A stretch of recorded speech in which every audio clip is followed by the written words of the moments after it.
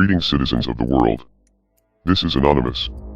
After our previous coverage of the growing coronavirus outbreak and the associated quarantine lockdowns, our supporters have asked us what we expect to happen in the coming weeks and months. It would be impossible for us to truly predict the future, especially in a situation that is developing so rapidly, but we have been keeping a close eye on this situation, and we are comfortable enough in our research to make a few predictions about what lies ahead. These are simply predictions and are not to be interpreted as statements of fact. As always, you need to do your own research.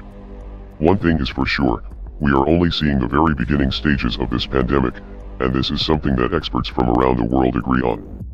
The United States and Europe have both been relatively safe from deadly outbreaks in the past several decades, but it appears that their luck has run out. In fact, these areas may end up having things much worse because they have refused to take this issue seriously early on. Citizens of Italy are now regretting the cavalier attitude that they had in the early days of the outbreak in their country, and are now warning others that this pathogen is far more dangerous than the seasonal flu. Unfortunately, no one seems to be listening to these warnings, especially in the US and the UK, which will likely end up as global epicenters as a result of their inaction.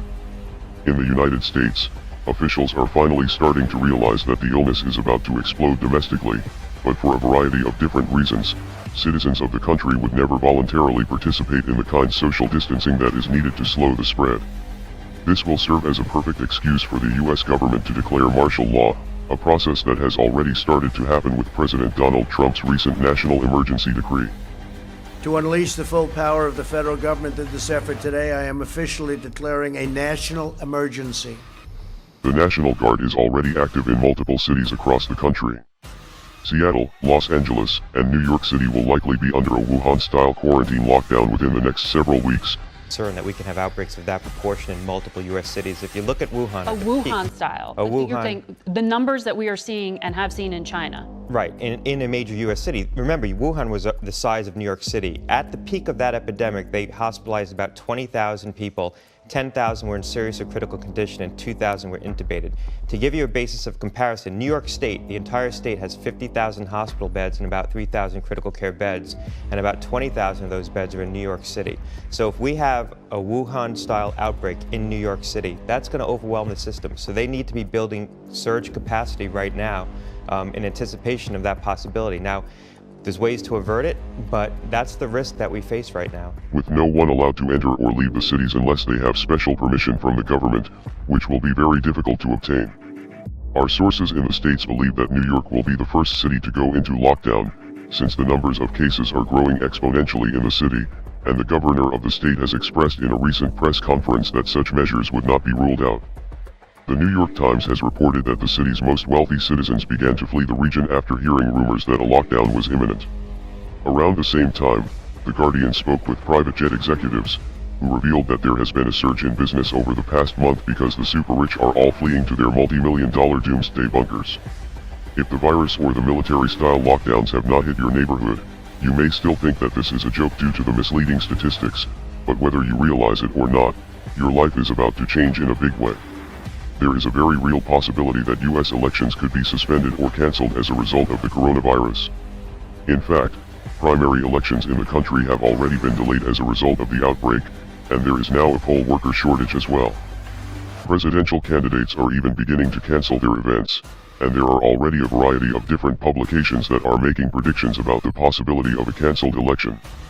What we are likely seeing is a new Great Depression that will totally reorganize the global economy in ways that are currently impossible to predict. The initial lockdowns in China created a supply chain disruption that resulted in a global downturn in the markets, and this was to be expected considering that China is now the manufacturing center of the world and many people were out of work for an extended period of time. For the United States, the consequences of the situation could have been temporary, but the Federal Reserve has made a number of reckless moves in a panic to keep the markets afloat. First with a $1.5 trillion cash injection for Wall Street, and then by slashing interest rates to zero and printing more money, which will cause inflation and decrease spending power for the average person, likely resulting in an economic depression. The financial markets have been caught within the throes of an unrelenting downtrend over the past several weeks, which has reached a boiling point today after the U.S. benchmark indices posted one of their largest one-day sell-offs in decades, leading Bitcoin and all other digital assets to similarly plunge. Now, the NY Fed is conducting a massive liquidity injection into the markets in an attempt to ease fears regarding companies' access to capital. This $1.5 trillion capital injection is being referred to as the Fed firing its nuclear weapon by analysts and could have impacts on Bitcoin and all other assets. This virus will not destroy humanity. This is something that our species faces from time to time, but sadly very many people will be lost in this tragedy, and all of our lives will be impacted by the time this thing is over.